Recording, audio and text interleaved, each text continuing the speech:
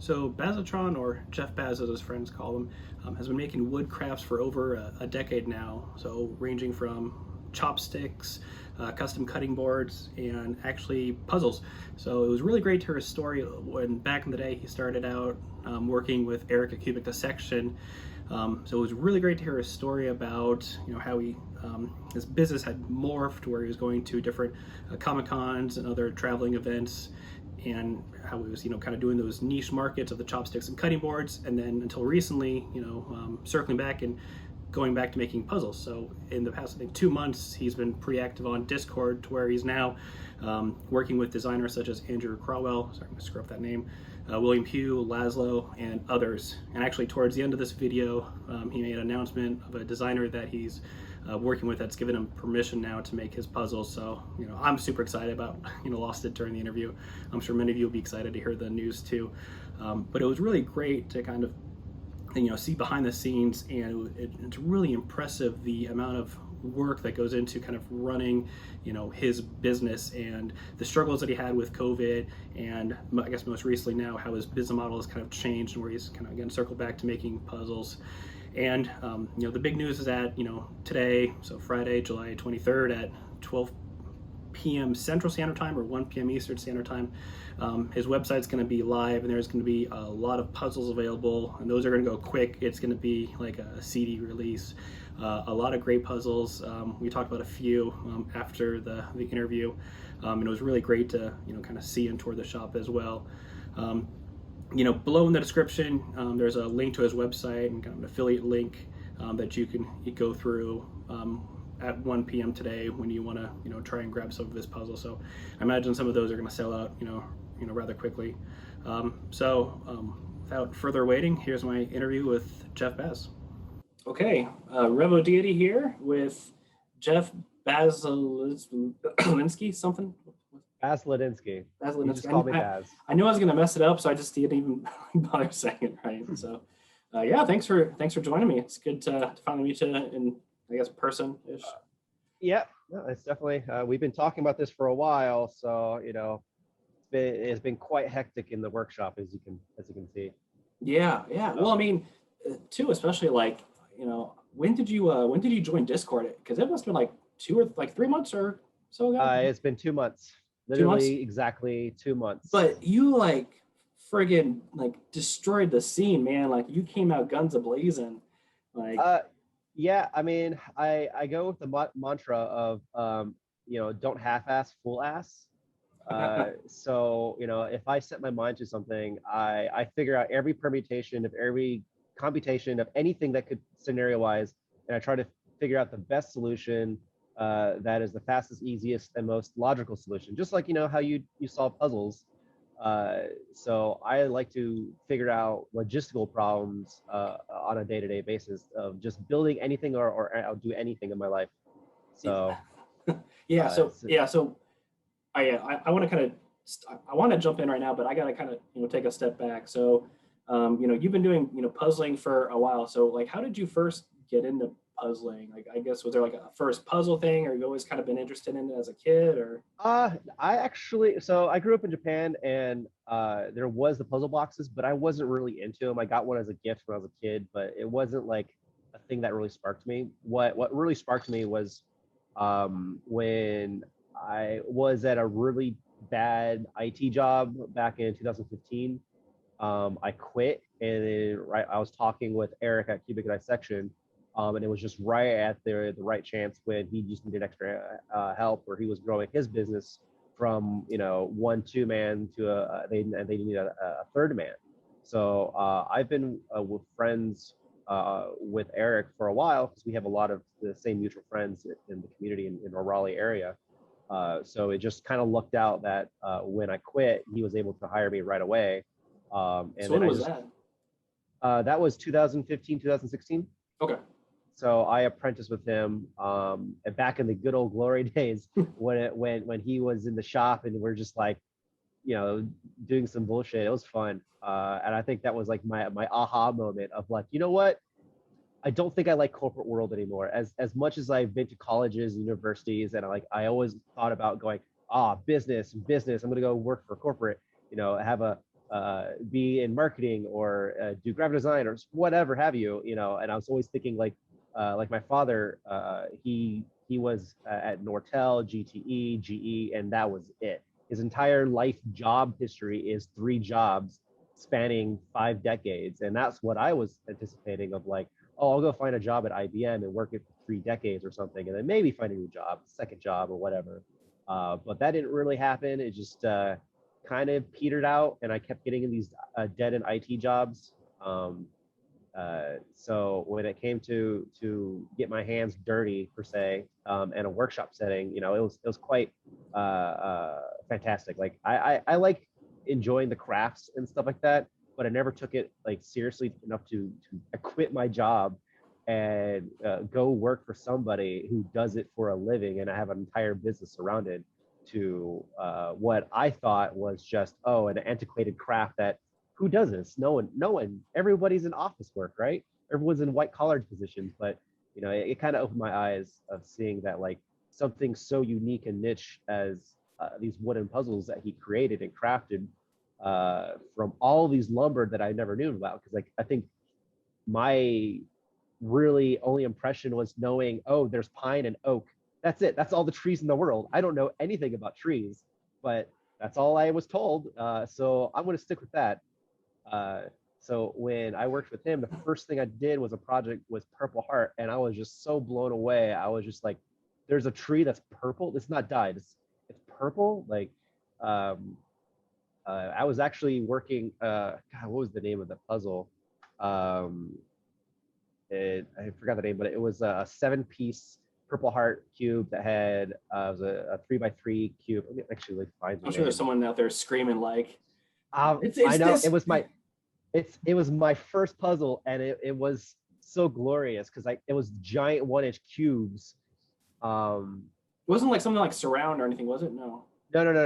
It was with the nylon pieces, so a cube was going diagonally, and it was all inter. It was just yeah. We're gonna get yelled at and chastised by Discord. I know. We're sorry, guys. Don't hate us. Well, anyways, I'm not gonna look for it now. Yeah.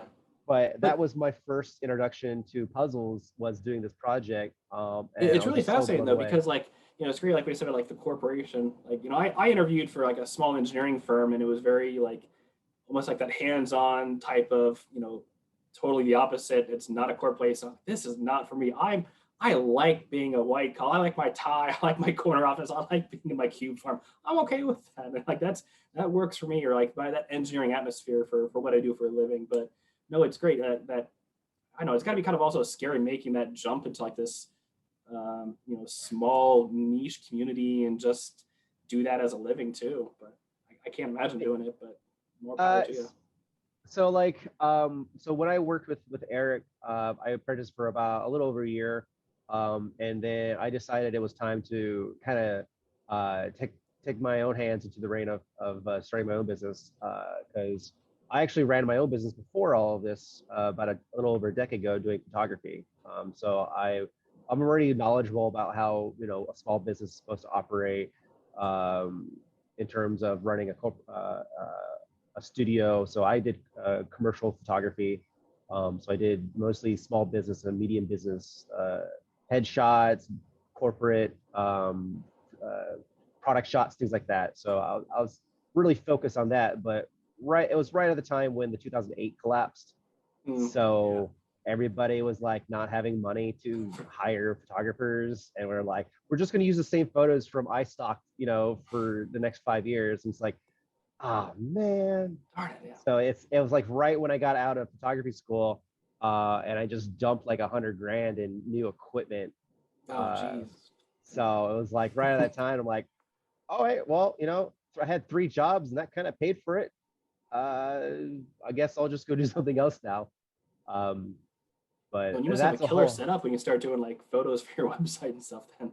Yeah, it's somewhere around here.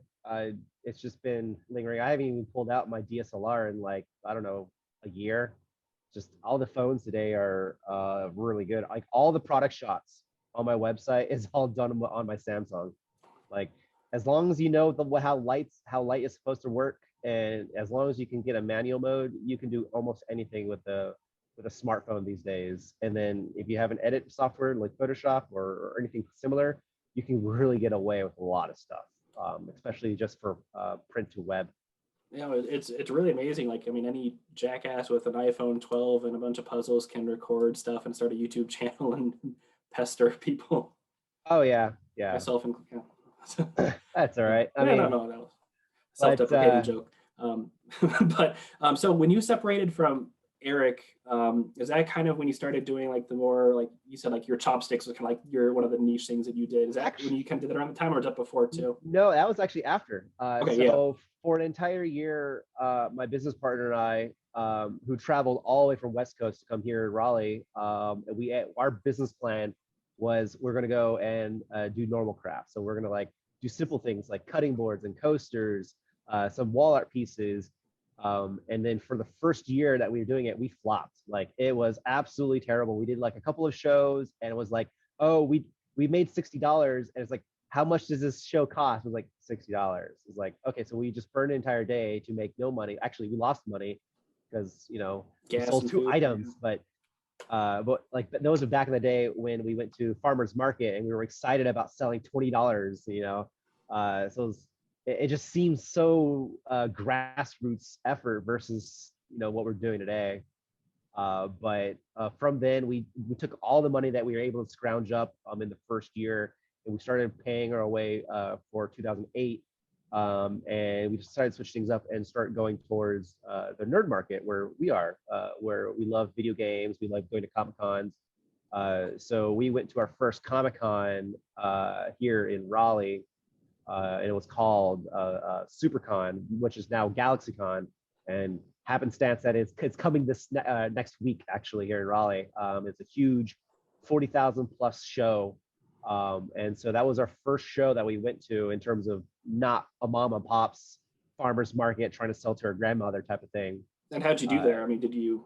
Amazing. We Really? we blew like the water. It exceeded our sales expectations. So let me just show you that our first show of doing this, it equaled to about 60% of all of our entire 2017 revenue in like the first day.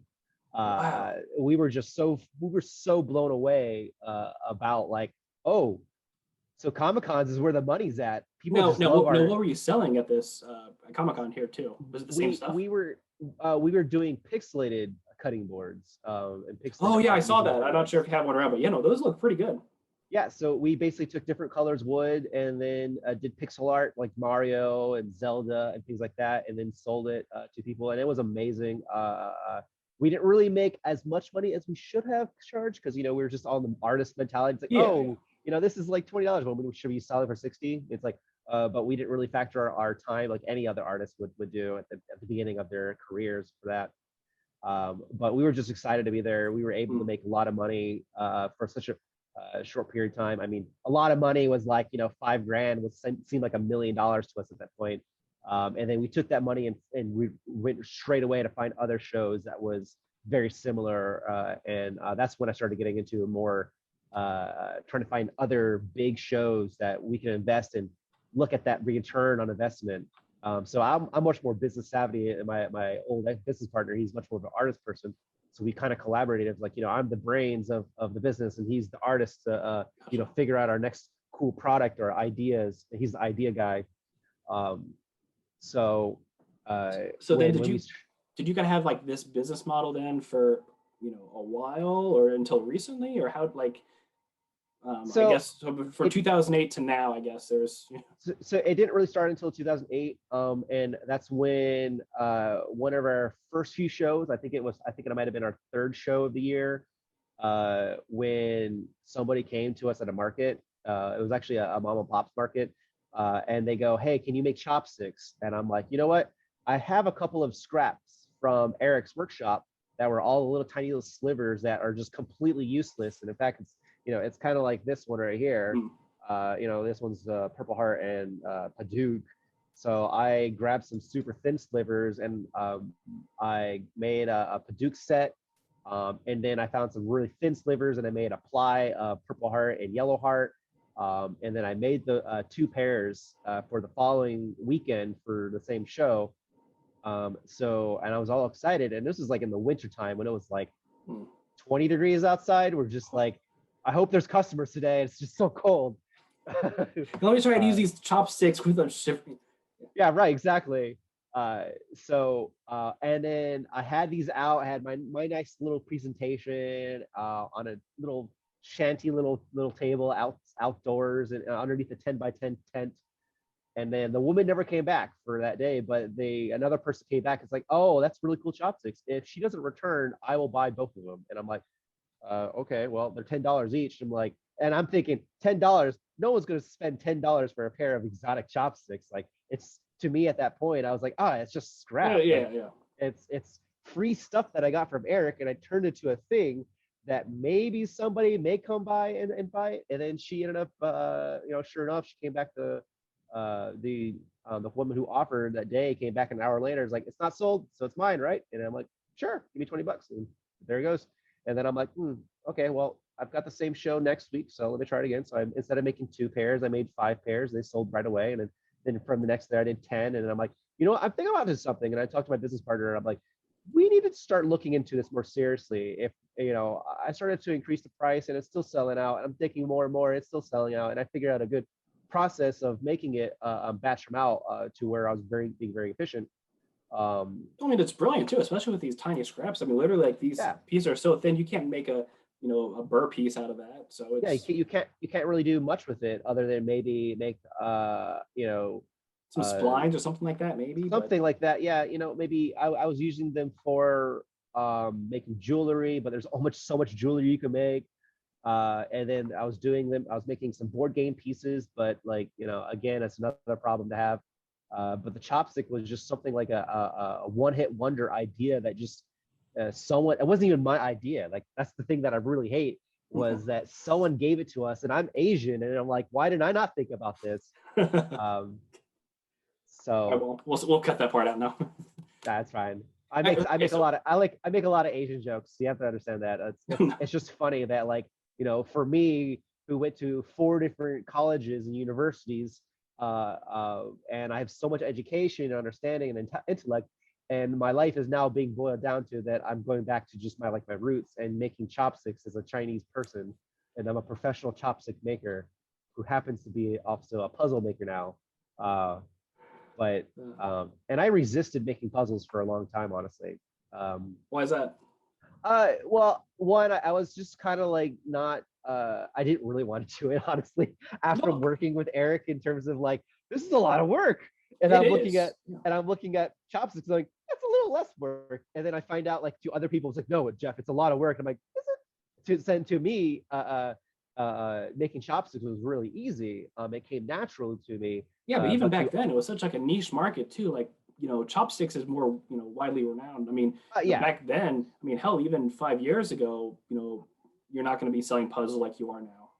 So Well, I mean, for a time, I did resell some of Eric's puzzles when he had extra in stock, but he didn't really have a lot of in stock. He never really increased his productivity to be able to supply me at shows. So sometimes at a show, like a 50,000 person show, I have like 12 of his puzzles, and then people come back and it's like, "Oh, you have a puzzle? Oh, I'll be right back." And they're like, "You better get it now. It's not going to last." It's like, "Oh, I'll be back in 5 minutes." No, I'm telling you, it's not going to last. And they come back like good to go, but they have to come back, and it's like, it's sold. It's like, you didn't hold on to it. I told you, you should have bought it.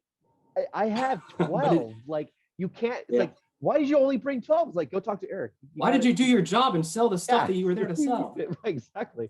So that's why I was really adamant of like, just like, oh, I'm a retail guru. I love going to these shows and understand the demographics and the psychology of like the understanding the customer and figuring out ways and niche or sales tactics to be able to sell products that I have. This is not just mine. So my niche is the chopsticks, which was able to support a 4-person business. But my business plan was also be supplementary, is to have other products, so puzzles or manga or wall art, things like that. And so when I went around to all these conventions, mostly on the East Coast, but I was branching out to Midwest, West Coast in 2019, that I did a lot of market research at a lot of these shows, and because my background is marketing, I knew what to look for in terms of demographics. did surveys, things like that. Looked at the CIA website to find all the demographics about people in certain cities, and or what are the average cost of living or things like that. These are really important metrics to start understanding your customer, your demographics in terms of what to bring. Because I might go to a con in Tennessee. I'm not going to bring $100 pair of chopsticks to the shows, because it's like I might bring one as a showcase piece, but more or less certain areas may not be able to support a $40 pair of chopstick, maybe a $13 pair of chopstick with their name on it or something. That's what I call my core species, like a Padauk or a Sapele, really nice woods. But if I want to upsell them to like Jatoba or Purple Heart, the chances of doing that is a lot less in Tennessee versus say New York City. Yeah. So I spend a lot of time. Yeah, so a really quick tangent. You're talking wood here. I got to get your opinion on this. Is it Wenge or Wenge? How do you pronounce it? I've heard it for both ways. No. How do you pronounce it? How do you pronounce it? Wenge. Okay, Wenge. Okay. Yeah. Wenge. All right. I'm probably gonna get some hate mail on that one. We'll see. I'm gonna start asking every designer that I have on here that I start interviewing.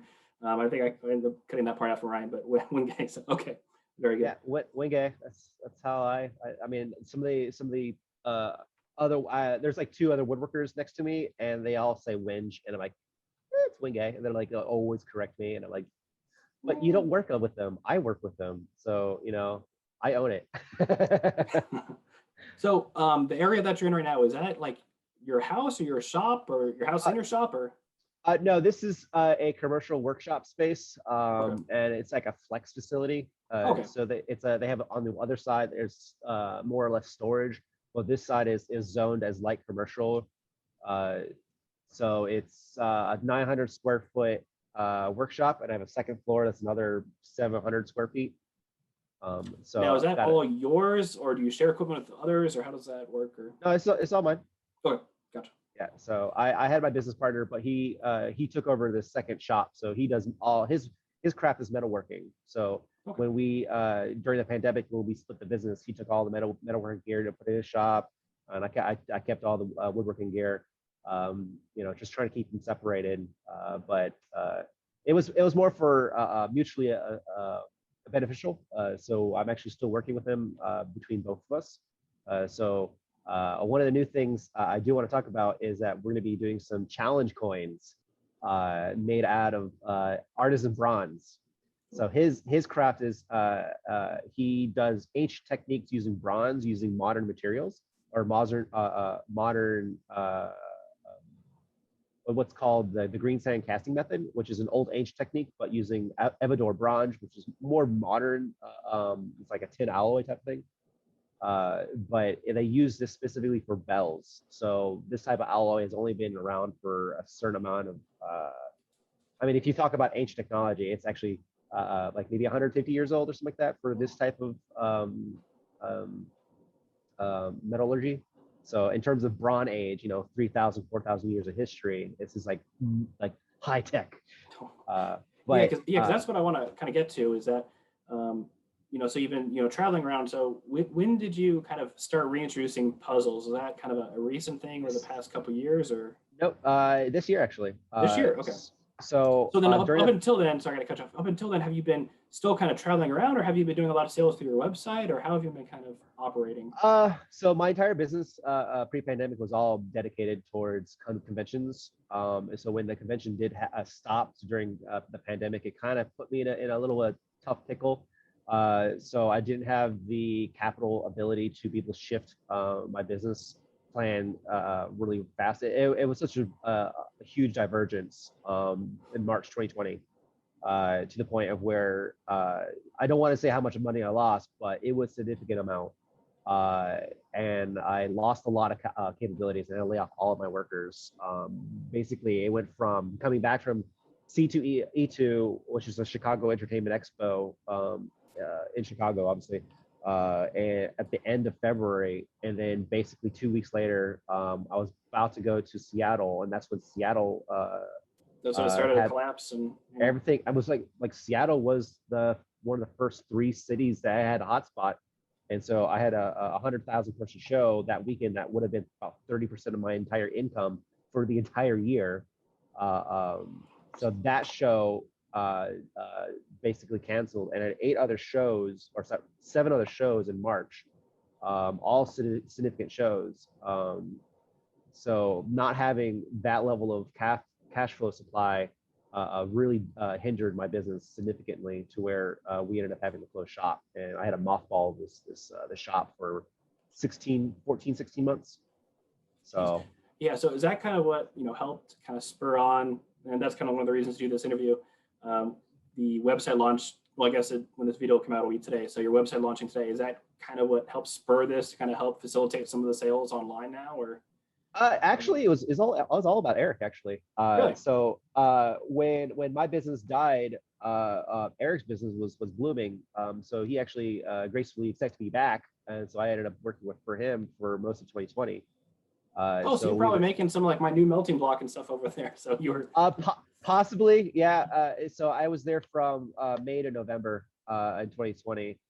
So I helped craft some things there. It was just so enjoyable to get back to his shop and just like make puzzles without anything, just like, oh wow, like doing engineering and small puzzles, instead of just making endless amounts of chopsticks. So it's kind of refreshing to be able to get my hands on a different project. So now that I'm thinking about it, and it was like, you know what, shows are coming back in 2021. I knew they were going to come back. It was only going to be a temporary thing, in terms of, he was helping me financially to give me a job to be able to keep my workshop. So then when shows were finally can't come back, that's when we were like, okay, we need to get back on the horse and start prepping, because one of the biggest show of the year is Dragon Con in Atlanta at the beginning of September, and that's a 180,000 person show. That was the goal for my original business, was to build up my company enough to be able to get on the prestige level to become a vendor at that show. That's how of a high mark in terms of art, craft, or anything vendor wise, retail wise. That was like, that's the holy grail of a lot of these Comic Cons or shows, was to become a vendor at Dragon Con. It's a jury show. They don't accept just anybody. And so our first year applying, we actually got in, and there usually is a 5-year wait list. So we were just like, yeah, I make chopsticks. I have some other things, and they're like, a chopstick. Here's this cutting board with a poo emoji. Yeah, but they didn't really care about the cutting boards. And honestly, cutting boards was okay in terms of sales, but nothing compared to chopsticks with people's names on it, or personalizations and things like that, or just dad jokes in general. I think that's what sold a lot of our products, was just terrible jokes, or sorry, really good jokes on our products. But our customer interaction was just, showed our passion of like, hey, look at all these woods. There's so many different colorful woods, and I can tell you that everyone in my age group or in my demographic, we didn't grow up in a workshop. We didn't grow up doing woodcraft in high school. All that stuff were closed up by the time we got into high school. So we didn't have hands-on experience doing this stuff. So what experience do we have playing Minecraft? So we didn't really get exposed to a lot of this beautiful nature stuff. Even when I was in Boy Scouts and I did my Eagle Scout project, I didn't really think about the ecology or the environments as much as like, oh, there's all of these species, all of these woods, and why is this wood blue or purple, or all these type of inquisitive questions that I have now that I didn't really have, because in our grade school we just were taught, you need to learn math and you need to go to college. And it's just like, but what about all these other cool stuff I want to learn? So besides all that, on a tangent. Yeah, but I mean, it's still amazing, like the analytical side to the business. Like, I mean, it's really impressive how much, like you were saying, like the market research and how much work has gone into, like, I mean, making your business what it is today. I mean, it's not trivial by any means. I mean, it took a lot of hard work to get there. Oh yeah, a lot of hard work, a lot of endless nights, a lot of, yeah, I would pull overnighters consistently every week, sometimes 3 or 4 times in a row. The longest time I stayed up in the last 5 years was 114 hours straight, and then I went Oh my into God. a con. So I was working completely straight from like Tuesday to Friday. Then I went to a con, worked my 8 hours, went home, worked a little more, so I had more product for Saturday, and then crashed hard. That is Uh, ridiculous. I don't and know. then and I crashed so hard that my wife and my business partner had to go do the show for the half of no most of the Saturday. So by the time I woke up and I'm like, oh, it's 2 o'clock. Ah, I slept. Ah, man. And I have to run over because they try to wake me up. Like they literally just shook me and like, Jeff, there's a con. We need you. And it's just like, Jeff, wake up. like, is he dead? No, he's just alive. This is fine. But so we definitely hustled a lot all of these years, and it's just a little saddening and disheartening for all of that to kind of end the way that it did with 2020. Yeah. But But I mean, it seems like you're doing great now, and well, yeah, it's but I mean that's now. But I'm sure then, like, I can't imagine how tough it was. I mean, there was definitely a lot of challenges at heart, but we do have, thankfully, I have a good amount of support with my wife and family and friends to be able to retain and keep and not lose the workshop or things or just we were able to skirt by having some jobs and stuff like that. My wife ended up taking our brand new transit van that we bought it like literally 2 months before the pandemic to do shows. There goes $30,000. And then she ended up driving, doing some delivery and things like that, just to make the ends meet. But now that all of that's behind us, we're like, whew, that was wow. So now we just basically ripped 2020 off our calendar. It does not exist. It went from 2019 to 2021, just as God intended it. Yeah. Well, let's I won't take up too much more of your time, so let's focus on 2021. So right now, like some of the pictures you posted on Discord, like you were just like crushing them with all these puzzles. Like you were like, I could see the sleepless night. So you were putting in the hours, my friend. So yeah, like, no, is it like, you see more of a shift now? Are you doing like more puzzles than the chopsticks and cutting boards, or what's kind of like your primary revenue stream right now? So definitely in the last 6 weeks or so has definitely been switched up to mostly like 90% puzzles, 10% chopsticks. So I try to block out maybe 30 minutes or an hour just to keep myself in the golden era of chopstick making, because it is a learned skill. It can also be unlearned, as I found out during the pandemic, because I just didn't make any. So it's like it's kind of like riding a bike. It's like, I know how this is supposed to work, but let me try. And it's like, oh, I just messed that up. Oh, I just messed that up. I got to stop messing this up. This is costing me money now. But like, no, we're getting back to the swing. My wife does make and help make chopsticks with me. So it's like it's an intensive 3-step process of roughing it, final shaping. It's just very similar methodical process as like a well-made knife. So I hand shape on a belt sander, each stick individually. So I just freehand it. It's like sculpting. So I look basically at a piece of stick and see if there's any weirdness or non-straight part out, and I actually shape that out. So Oh wow. if there's any warp or anything, I basically counteract that just by just rotating it on that axis a little more than the other side. So that way, when I rotate it on both my hands, it's just going completely center shaft, just like how you put a pencil through a pencil sharpener.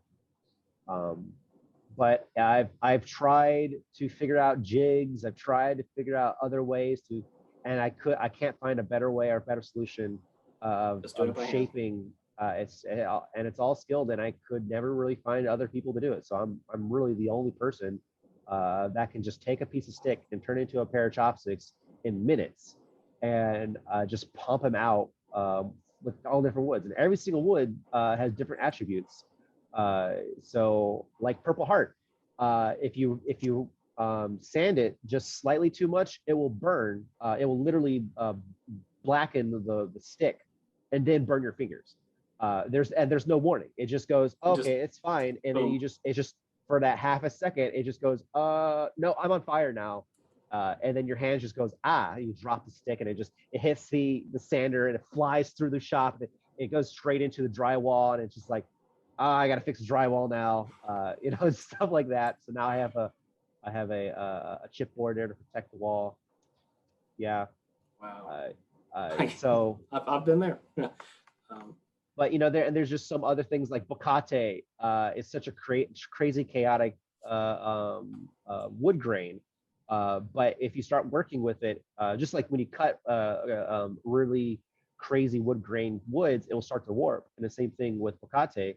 So there's a lot of times like I would have to get down to the smallest sliver and then joint like a small piece of stick just to get rid of the shaping. And then even then, when I have it in a very small stick format, I'd start shaping it. The heating action and just taking some of that other material off will release the grain even more and warp it more for how little, you know, so you get this little tiny, you know, part of the stick, and all of a sudden it just starts bending like that for no reason. So for bocate, I have like just like how glass makers, I have a 40% fail rate. So it's like, that was not becoming a tennis chopstick, but I actually set those to the side and cut the tip and try again and try to make medium size. If it doesn't work, I cut the tip again and little kid chopsticks. There you go. Yeah, it's I call it my trickle down chopstick economy. So too soon. I know. Okay, so you know, I don't want to take up too much of your time. So we have the big website launching. So I guess kind of, you know, going forward, you know, it seems like you're gonna be doing like, you know, a lot of these, you know, Comic Cons and other festivals still, but you know, like you made a big splash in the puzzling community. Like there's a high demand for your puzzles, and you've been working with, you know, Will and a bunch of other designers. I mean, are there any other like big announcements or things you have coming up around the corner, or things you're working on you want to talk about? Yeah, so I've made an announcement about doing some Chris's was it Cole? I can't. Sorry, I'm gonna get some shit for this. Colfield, Conwell, with the lock puzzles. I just call Andrew. him Andrew C. Andrew Corn. Oh, sorry, Cornwell. Yeah. Yeah, sorry. I apologize. I just got, you know, I have Burbot around here. Yeah, great. Yeah, sorry, Andrew. Yeah. So he and I have talked a little bit. So that's I'm going to be making the Magelitic, Okay. that one next, as well as the T-Lock, this first one. Okay. So I actually have the T-Lock right here. So. Oh, here we go. Can we? Yeah. I took it apart, but yeah, I kind of made that. And so one of my rapid rises for that was I built the voxel system, which is simple. I took the math out of it. It's just, you know, simple half-inch voxels, and then I mill it to exact proportions of instead of being 0.500, they're actually milled under to 0.497, so 3,000th under on both sides for side grain. But then I cross cut in 0.500 denomination. So the cubes that you get, the small tiny cubes right here, they're actually not perfect cubes by design. So depending on the orientation of how you glue it, you can make your margins or eat it up. So if you're trying to make a space, you can just basically glue it end grain to end grain. So you basically take, you know, this right here. So if this is going into a piece like that's going to have a pinching point, kind of like how on here, this is William Who's Geneva. So if you know that this is supposed to go in this part right here, but the other dimension might actually get stuck this way, then you want to have the orientation going in. So that way there's a little bit of gap in between there. So, but the other thing is that I have a simple plus and minus system. I mean, it's simple to me, but others not so much. But so like, I don't know if you can see all the numbers on here or not. Oh, wow. So this is how I kind of design stuff of like trying to figure out ways to build gaps and tolerances. So for here, I know my mechanical. Sorry, hold that up to camera one time. Get a little bit.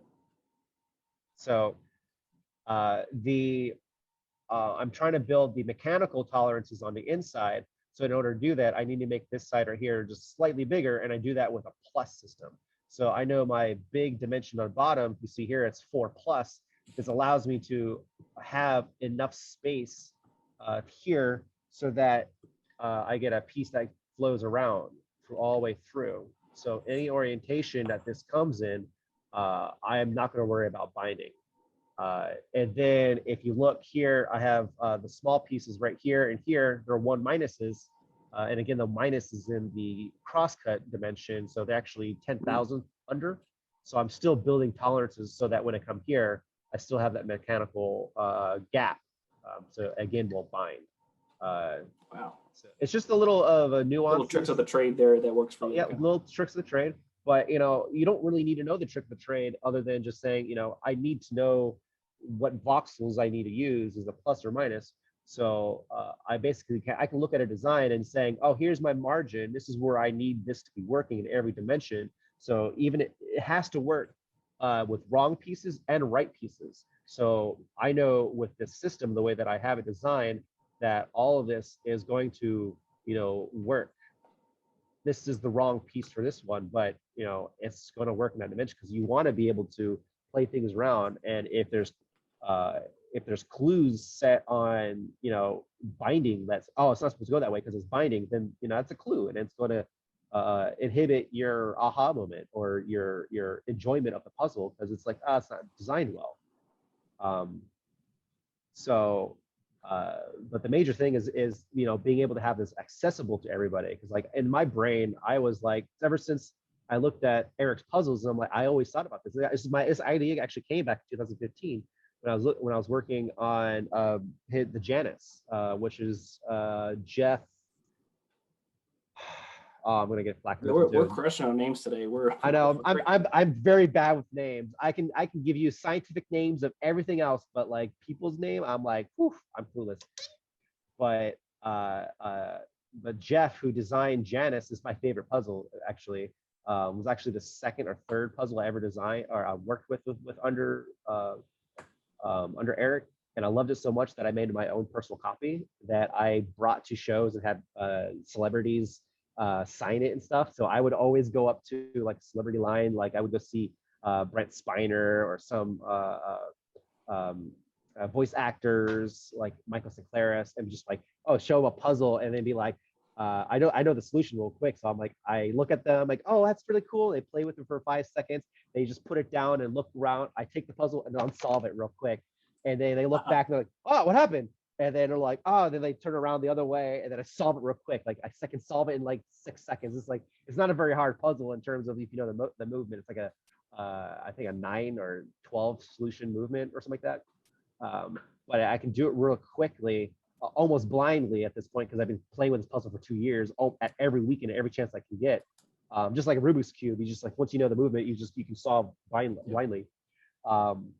So every single time I see Michael Sinclairis, I would show him the puzzle, and then he just get instantly like triggered. It's just like, no, I don't want to see that puzzle.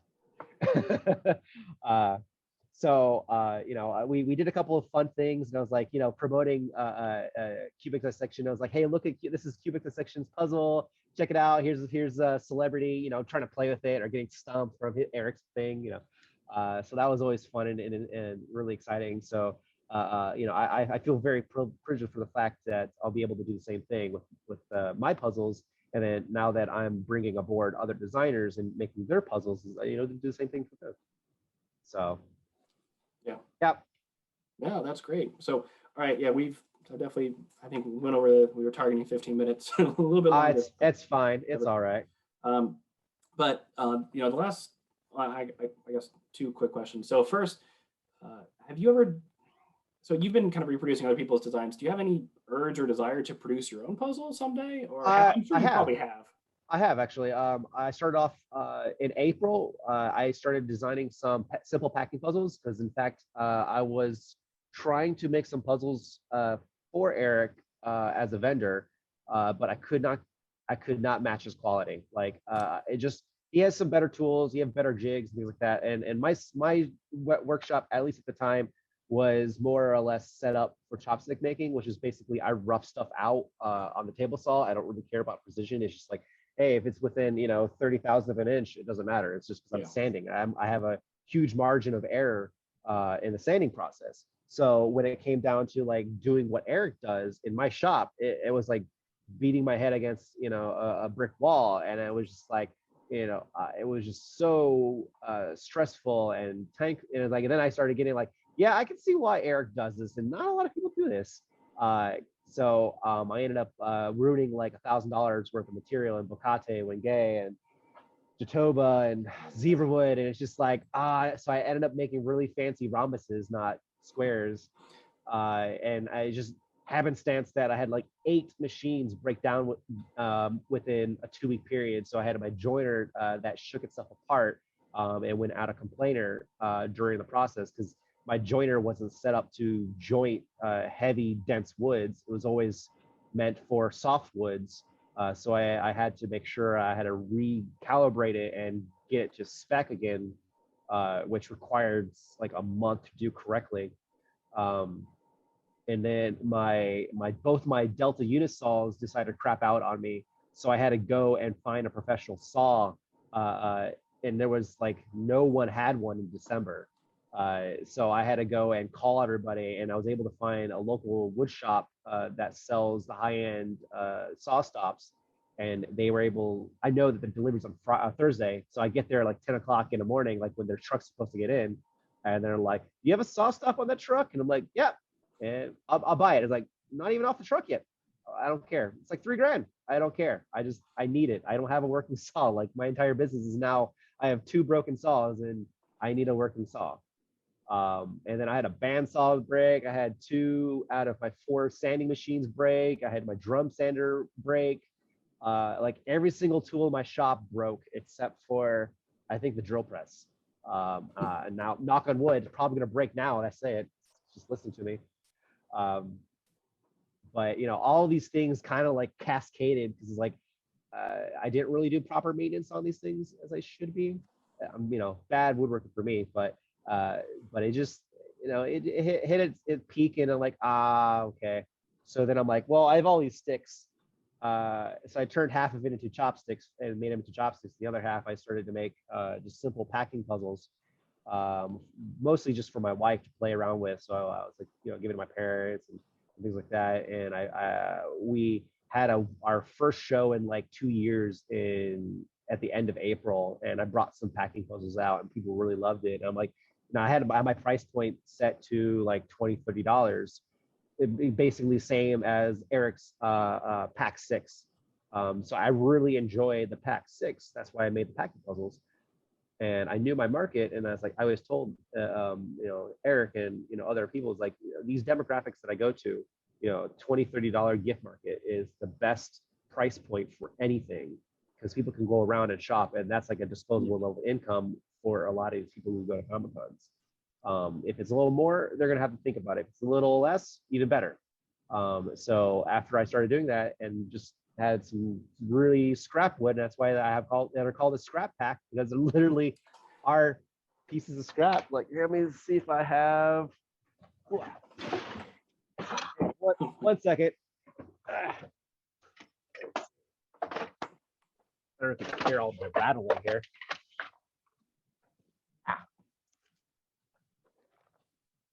So stuff like this is all beautiful scraps. They're all like cutoffs from puzzles, so they're not exactly coplanar or square for certain puzzles that require them to be perfect. But for packing puzzles, a lot of pieces don't really need to be perfect. These are off literally by 2/1000 of an inch. So one side is a bit fatter than the other, but you're not going to really know in a packing puzzle. So I save all this stuff. Yeah. So, save some all of this them. stuff. Well, yeah, but I mean, for the most part, a lot of the simple packing puzzles, you don't really need that. Yeah, not that precision. Yeah. But like for Eric, he tries to hit 2/1000 of an inch accuracy, and to be able to hit that accuracy, it's like you go through some ringers, because it requires a lot of test and retest, and sometimes you spend more time testing than making the puzzle itself, and that's the one thing I really wanted to get away from. So for my puzzles, they're between 5 and 10,000 accurate, which is more than acceptable, in my opinion. So you still get that nice That fit to it, yeah. nice feel and fit, but enough play in there that you don't have to worry that, oh, it's too humid, it's going to seize, or like I need to put some humidity packs, or I really want these pieces to be played with, but better quality than the crap that's coming out of India or something, So Okay. It makes sense. Yeah. Yeah. But yeah, I mean, I have fun. I like. I really like the idea of working with all these designers. And after working with Laszlo and Alex, those were my first two guys that I was really talking with last. Well, it was actually 6 weeks ago. So it's like I've only been making other people's designs for 6 weeks. So now I have 9 designers, the permission and the rights to be able to create their designs, and most of them have already given me access to all of their designs, and both published and unpublished, so things that people have not even seen ever.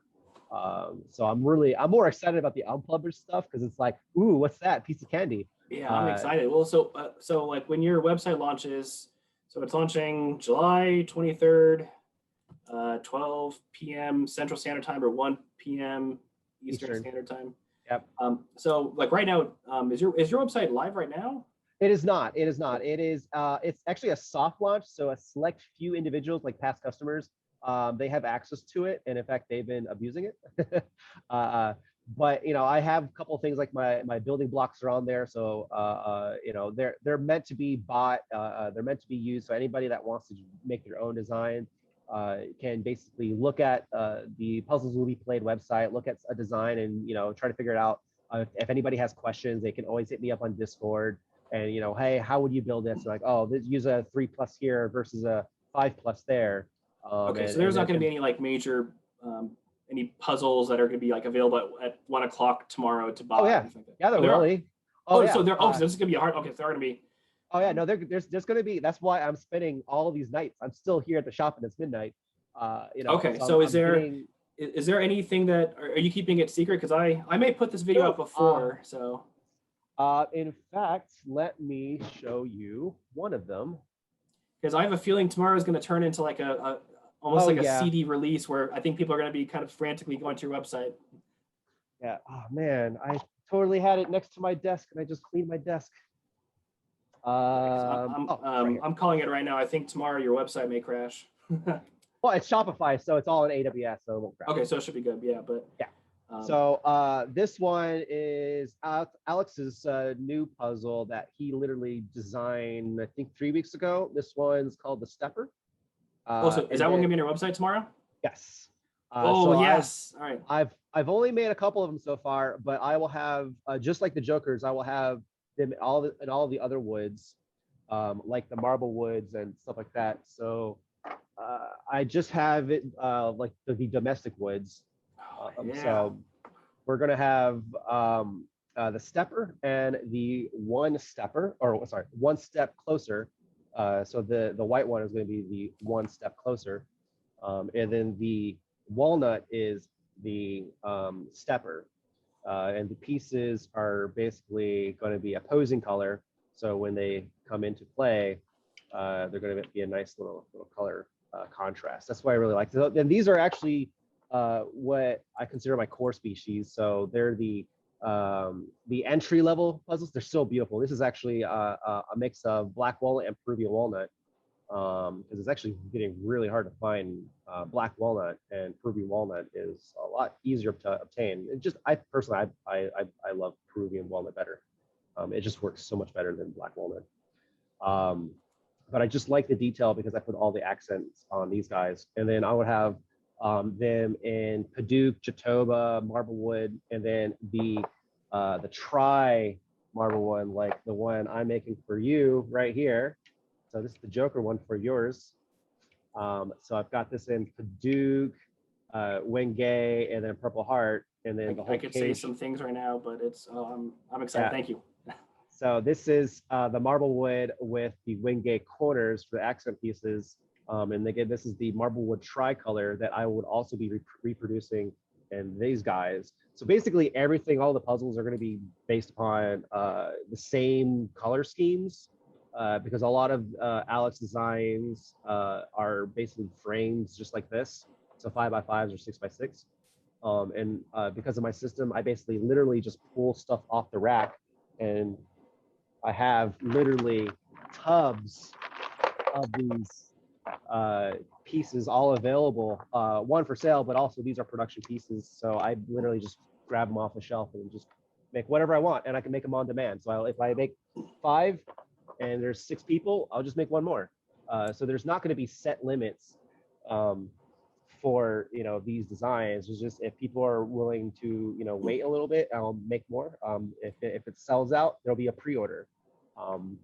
So and I really love it, and that's one of the things that's it's interesting to really see how like each different designer operates. You have some people like Rainer Pop, for instance, the T13, where it's very exclusive. There's email lists, and it's hard to get a hold of. But then other designers like you, not only have you stuff on your website, but you're also very approachable. You're willing to work with customers, and it's great customer service. I mean, I love it. I mean, everyone has their different appeal aspects, and there's pros and cons to both. But I really find like your business model, very, I wouldn't say unique's not the right word, but I'm a fan of it. I really like it, and I think it's great for customers, especially a lot of eager people in the puzzling community that want to have the FOMO, the fear of missing out, want to get them all, and it just yeah, I definitely, in fact, my first puzzle that I ever bought is from Brian from Wood Wonders, the call letter, and one of the guys on there was like, yo, you should check out this puzzle, you need to get this. And I'm like, I don't know. I was like, it's about to sell out, you need to get this. I'm like, okay, let me get it, buy it, add to cart. I don't know what I bought, and I got it, and I'm like, it's Alex's puzzle. And I'm like, oh hey Alex, I just buy your puzzles. Like, Jeff, you had the rights to make that. And I'm like, yep. I wanted one of Brian's puzzle. It's my first puzzle. This is literally my first puzzle I ever bought. I never bought any of Eric's puzzles because, like, why would I? Because I was making them with him or under him. And so I always had copies. And then whenever he makes extra, I don't know if I'm supposed to say this or not, but some of the test or prototype pieces, the workers get to keep. So it's a nice little mementos that I have. I have an entire rack of prototype puzzles that I will I'm not no one messaged, nope, not selling, nothing. No, I am not selling any of these prototypes. They're mine. Go make your own. Get your own shop. Yeah. I've spent a lot of labor loves. I've been electrocuted at Eric's shop. This is all type of stuff, like really good fun stories. Literally your blood, sweat, and tears. Yeah. So I'm excited to be able to get to the point of my career to be able to buy the puzzles. I'm excited. Not just make them. I'm excited to see your website. I'm excited to have another designer like you on the scene. It's great. So, how many? I'm not sure if you're allowed to say how many puzzle designs are going to be on the website tomorrow, roughly. Or I don't know. I haven't counted. So the ticks are going to be up there, which I haven't launched yet. I did pre-order sales, which ended up cascading because everybody wanted one. It's going to be a madhouse tomorrow. It's going to be insane. I didn't realize, because I didn't really know so much about ticks, because I only made it like maybe once or twice under Eric. So it was such a niche thing, and I'm like, oh, that's cool. It just turns around, whatever. So when Laszlo was like, oh yeah, you want to make these ticks? And I'm like, sure, let's see what it is. Yeah, and Laszlo, so like Andrew's got some great. Yeah, Andrew's got some great ticks too. And actually, I don't know. I'll have to talk to Andrew later. I think me and Andrew are gonna be doing an interview later, but he's gotten a lot more into 3D printing. He used to do some out of wood, and I don't know why he stopped. Maybe it was time. I'll figure that out in the interview. But at least what he has told me, he kind of got burnt out with the woodworking, because it is doing high precision woodworking. It's not easy. Quite tedious. You have to have the methodology, the mindset, and you have to have the focus. Because if you drop focus, you can really mess up something really quickly. Yeah. So I have a pretty good mentality of being able to focus on something, on a task, until it's done. And like I will not eat, sleep, or whatever for like 30 hours straight until that task is done, and then my focus is gone, and I'll be sleeping on a concrate floor or something. It'll be really good. Like Andrew has some great ticks. I remember I did. Yeah, he's been throwing me a lot of designs. So I'm excited to.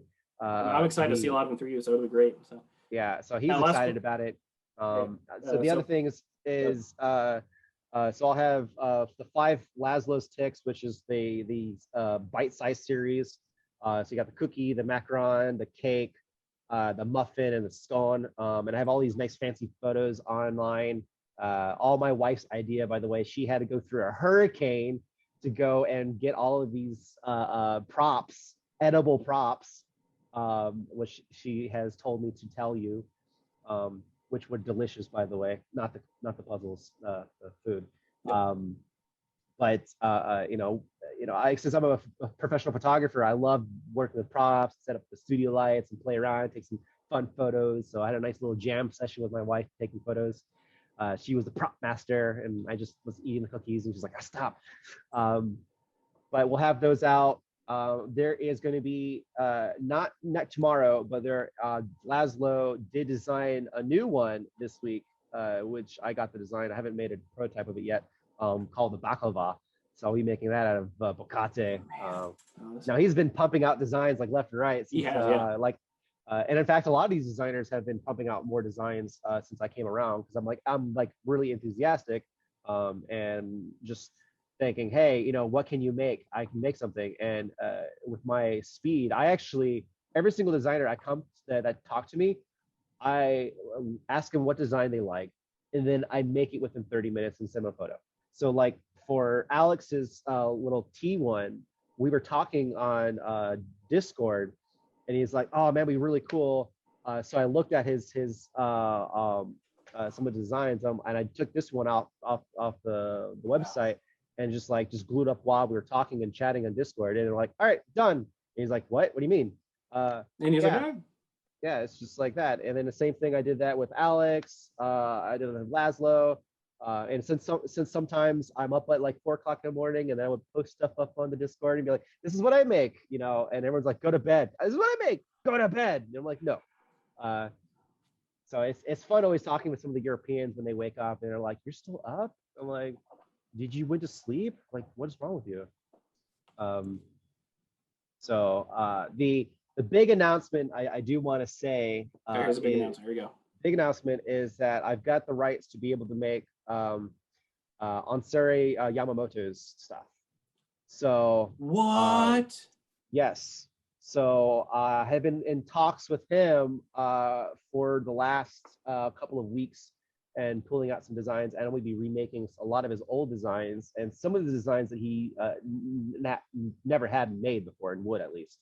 Other than his own small personal work, but he does a lot of small batches. And so with my technique and my abilities, I do plan on. I think Ross is going to lose his mind when he hears this. He already knows. Okay. Yeah. So no, he's probably the first one to hear about it. He's actually the one who instigated. So that is awesome. That's great. Yeah. So I do have to give credit to Ross, and really thank his ability to really connect. A lot of these designers, because he is actually one of the reasons why I started to make the Joker, was he went and talked to Alex, and then Alex came to me, and I was like, I'm definitely afraid. I can't make this unless I have your permission. And he's like, "Oh, just to make it." It's like, no, I need you to say it. I don't want Ross to say it. I need you to say it. He's like, "Yeah, you can make it." "Okay, cool, I'll make it." And then the second I made his, he showed it off to someone else, like, "Can you make it for my friend?" And I'm like, "Sure." And then it spawned off through a whole spiral, and I'm like, all right, so I guess I'm making this. And then people on the Discord is like, "Ooh, Jeff is making other people's designs," and then it kind of spurred off into a cascade effect again, Nice. So I'm gonna have to try and push you to try and make Casino. So we'll see. Just got a lot of designs. Oh no, you're getting a lot of requests. You're busy. You're booked through 2022. I'm sure already. No, just at least till September. No big deal. Yeah, no big deal. But at least for the next couple of weeks, I'll be actually pretty much busy on the road, and I'll be doing a lot more restocks. So all the designs that are coming out tomorrow, there won't be a lot of new designs coming out for the next couple of weeks, just because I'll be on the road doing shows.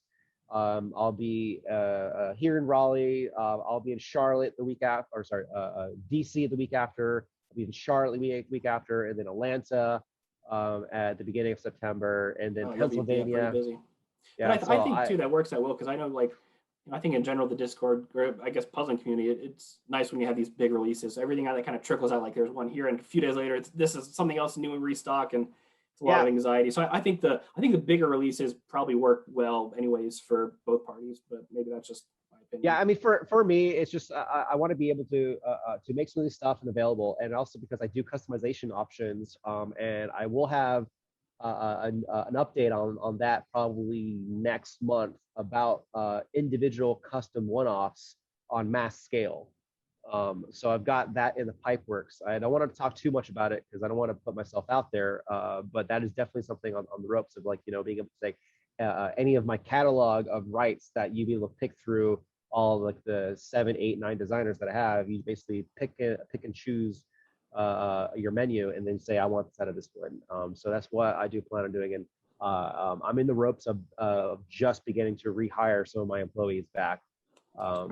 So to be able to start producing not just me and my wife, but have some of my other friends and past workers to come in and be able to make stuff again, and have fun for 2021.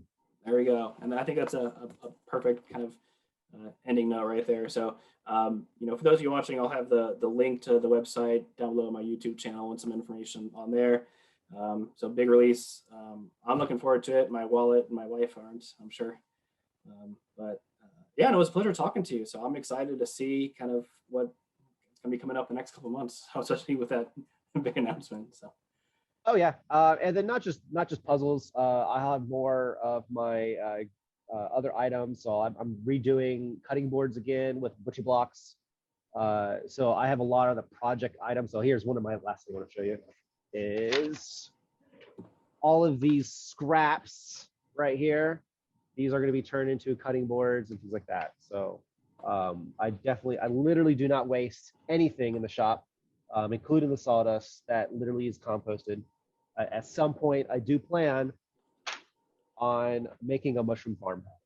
I know, kind of a hippie, but whatever.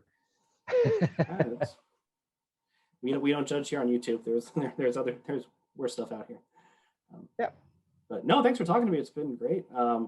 Yeah, I look forward to seeing what's around the corner, and especially like those chopsticks and cutting boards. I think you'll be seeing a lot of. I'll be putting in a few orders, especially around Christmas time. So. Yeah, for sure. And again, if anybody has any questions, you can always hit me up on Discord, Bazatron. Usually I'm awake. Just assume I'm awake. Yeah, there's always the green light noticing you. So, and all of everybody looks at the green light. I think that's why I turned mine off, just to make sure, especially with the Revo Discord. I was like, better be.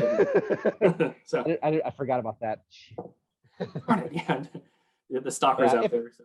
But yeah, if anybody has questions, you can always hit me up on Discord. If I'm not on Discord, you can always shoot me an email at jeff@baz.llc. Once the website goes live tomorrow, again, that's going to be 1 p.m. Eastern Standard Time. And one thing about the new website, by the way, I spent the last week and a half just building it, like just nonstop. There is going to be a rewards program, and it's going to be called the Bazz's Bits. So doing any actions like, following us on Facebook, Instagram, just even signing up, you get these reward points, and then these reward points are turned into basically coupon codes or cash. So that way it's going to help you guys to, buy some more puzzles. Or maybe watching this video on YouTube. Yes. Yeah. And then all of that, but I'll be working with Puzzling Time on the Discord, Michael, and there will be more giveaway prizes on the Discord specifically. And there will also be instances where I'll just give away, bits to whomever. So I'm having fun with it. So yeah, that's what's important. So yeah, and I mean that's why I joined the Discord community, why I do this. I mean that's the main thing. I'm having fun. There's a lot of people that are like, I've had really great talks with a lot of people already. So a lot of good chaps in there. Yeah. So all right. Well, thank you very much for your time, and good luck tomorrow or today or whenever this comes out. So.